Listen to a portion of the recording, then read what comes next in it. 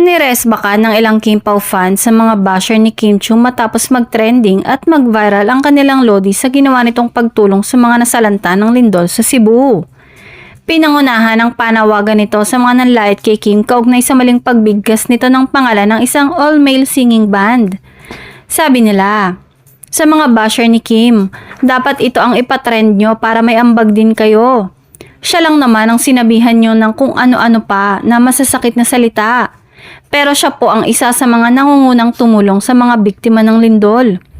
Kalat na sa social media ang mga larawan ni Kim na namakyaw ng mga construction materials para sa mga property na nawasak, gumuho at nagiba sa lindol. Samantala, pinagkaguluhan sa tindahan ng mga construction materials si Kim habang namimili ito doon.